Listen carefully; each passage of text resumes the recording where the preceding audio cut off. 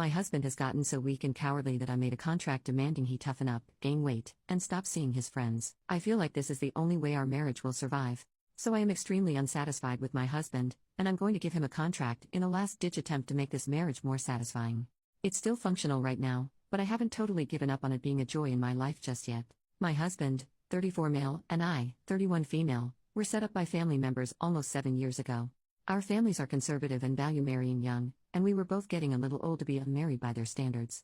We've been married for 6 years, and had 2 daughters, 5 and 2. He's an accountant, I'm at home with the kids now and will eventually go back to working. In the course of our marriage, a bunch of problems have developed. I'll explain them, why they bother me, and what I did about them. For one, he started believing that he has depression and anxiety and actually wanted to get a therapist. I don't believe that those are real things, and I definitely don't want him going to some lying beach who will cost $100 an hour to fill his head with lies. He stopped talking about it, but he still clearly thinks that his problem is clinical. He once ordered a weighted blanket online without telling me.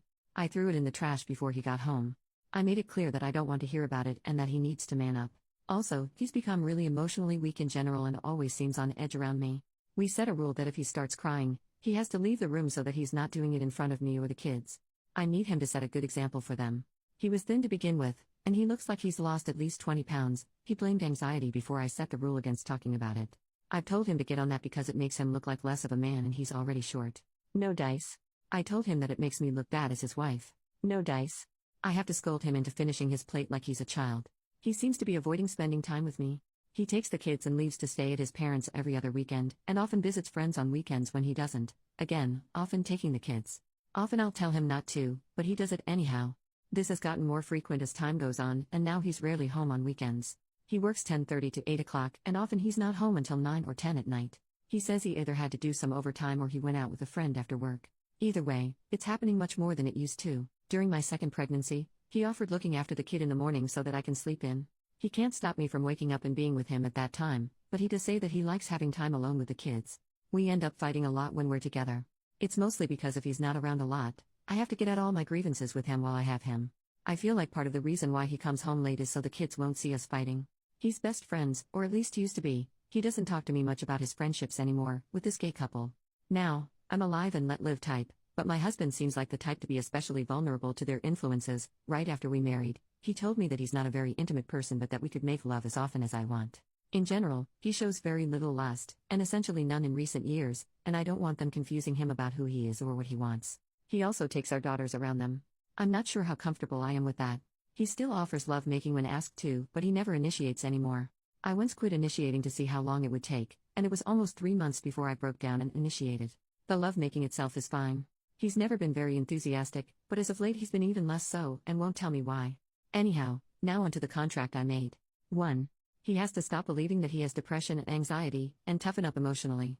He is allowed to cry at home twice a week. 2. He has to gain back the weight he's lost. 3. He can visit his parents for the weekend once a month, and can leave for a friend's house for upwards of 3.5 hours once a month. Visits of 3.5 hours or less are not restricted in frequency. 4. He has to stop hanging out with a gay couple he's friends with.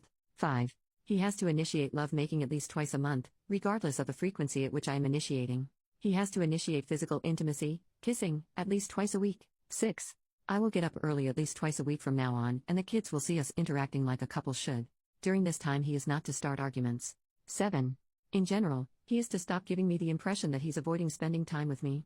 His curfew for weeknights is 9:20, and he may break it once per week. Divorce goes against our religion, so I don't have to worry about him dropping me over this, plus he's a pretty passive person in general. And despite everything, I do still want him around. He's a great provider, the kids love him, and raising 2 children by myself without his help would be difficult. Plus, no one would want a woman in her 30s with 2 kids, but I wish he were the man I married. He's gotten weak and cowardly and it only gets worse the more I tell him to get it together. Basically, I wish I could still respect him. Maybe if I tell him as much, and he sees direct, specific ways he can change that written in ink, he'll wake up. 4 months after he signs the document, we can review it, and if all goes well, hopefully the habits will be in place and we won't need a contract anymore. Anything I should change before I finalize it and print it out? First update 2 weeks later. Help, my husband is considering divorce.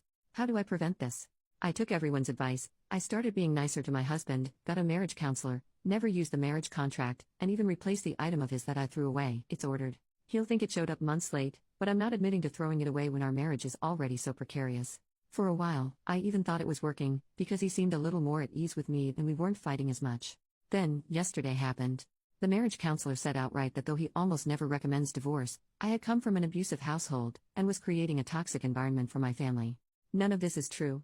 He said that he couldn't force us to get a divorce, and that he would continue to help us improve our relationship if we didn't, but that he couldn't keep going in good conscience without saying that. He also offered to see us separately to help us handle the emotional side of the divorce, if that's what we decided.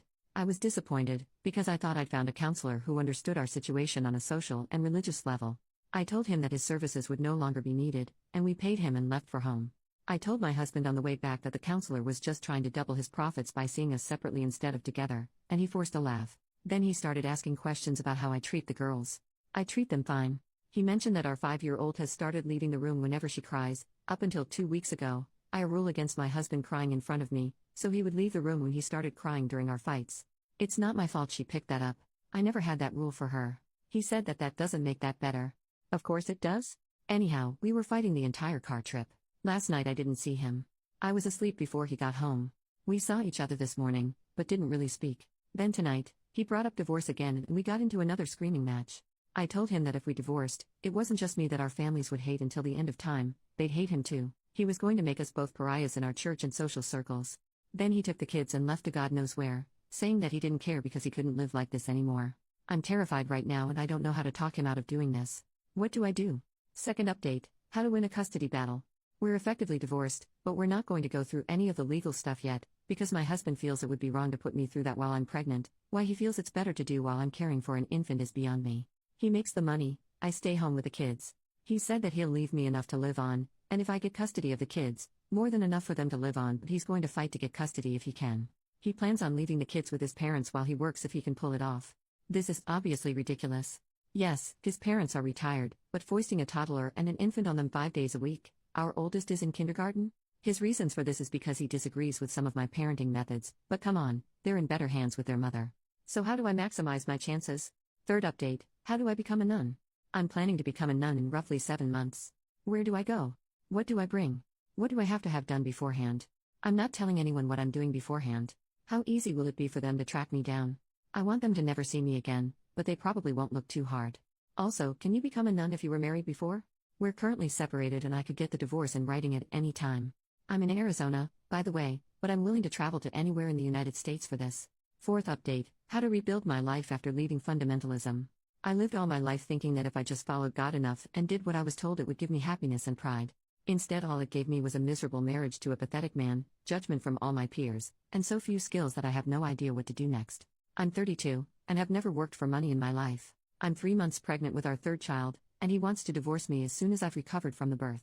He wants to take the kids due to differences in parenting methods, and I've decided not to fight it. I don't even want visitation rights. If I never see anyone from my old life again, it'll be too soon. So, how do I do this? How do I get work skills? What do I do now that I serve hedonism instead of God? Where do I go for social support now that I can't go to church or anyone from my old life? What do heathens do for fun? Part of me is really excited to wear revealing dresses and watch Marvel movies and drink cocktails and have casual lovemaking and live alone in an apartment with 4 cats and a common-law lover and stuff like that, but I'm also scared. I don't know what I'm getting myself into. What if I don't like it? I can't wait to leave my family, but what if this isn't any better? What steps should I be taking right now? Final updates in the comments. OP responding to a comment about having been a terrible wife. OP, yeah. I've started going to therapy and I can see that now. My husband is doing better now that we are only co-parents. We've decided that it's best if I don't have equal custody of the kids, but I'm still going to have visitation rights with them every other weekend. We've both left fundamentalism, and I can't lie, it's lonely. I wasn't really supposed to interact with people outside of it, so I don't really have friends anymore. Getting a job is also proving pretty difficult while I'm pregnant, but hopefully it'll go better once the baby is born. We already have a place figured out for me to move into once I'm recovered from the birth, and we'll formally divorce whenever one of us decides it's necessary. I imagine since he'll have young kids to look after, it'll be a while, but we're okay with that.